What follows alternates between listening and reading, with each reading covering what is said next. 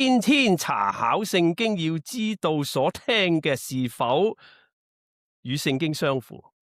你今日嚟聽嘅時候有冇打開個聖經？起碼你有冇睇第17章？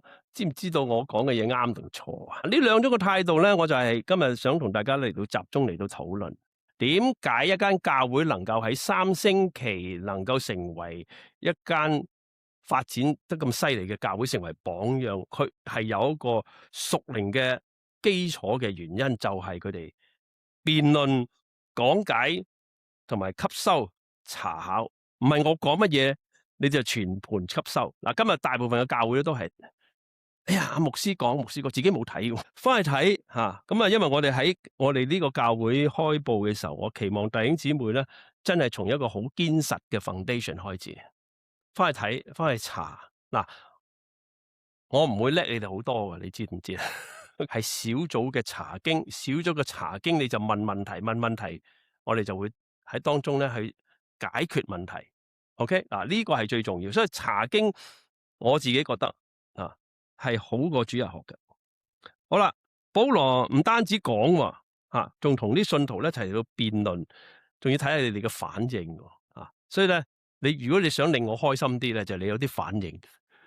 OK， 牧師你好似講錯啊咁啊。OK fine 咁啊，下次我翻去查下吓。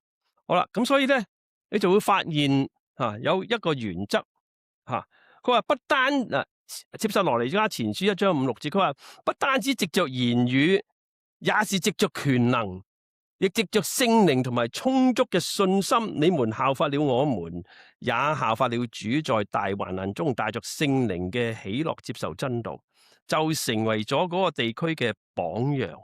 OK， 咁你要聖經咧唔係就咁讀嘅所以咧點解英文聖經係好過中文聖經？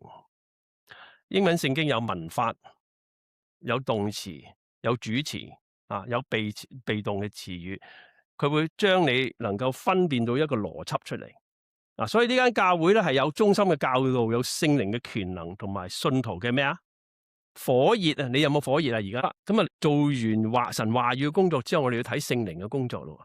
Effect of the Holy Spirit， 你信唔信聖靈會工作噶？你一定要信聖靈嘅工作，如果唔係你就唔係信神。聖靈係會做嘢㗎，佢話不僅有權能，更有藉着聖靈，信徒就喺大患難裏邊帶着聖靈所賜嘅喜樂嚟到接受真道。你知唔知喺平順嘅日子裏邊咧，你係見唔到聖靈嘅工作㗎？但係喺一啲你覺得 impossible 嗰啲事情嘅時候，你就會覺得聖靈工作。係咩叫 impossible 啊？你冇一份工，無端端有份工，你病好翻，甚至乎你教會受到衝擊嘅時候，你願意嚟到企起身嘅時候，你就會睇到聖靈嘅工作。所以聖靈永遠係一種咩啊？你要有一種嘅反助力，先見到聖靈，即係你有衝擊，你先見到聖靈。所以唔好求將你所有嘅患難脫離開你嘅身體，因為你離開咗之後，你就睇唔到聖靈嘅工作。佢度講咩啊？佢話帶住聖靈所賜嘅喜樂嚟到接受真道，即係話點解呢啲人咁黐線嘅？明明逼迫佢，佢都繼續嚟到持守呢個真道，因為佢相信呢個真道係真嘅，而呢個真，你知唔知呢個真理係使人平安同埋喜樂嘅？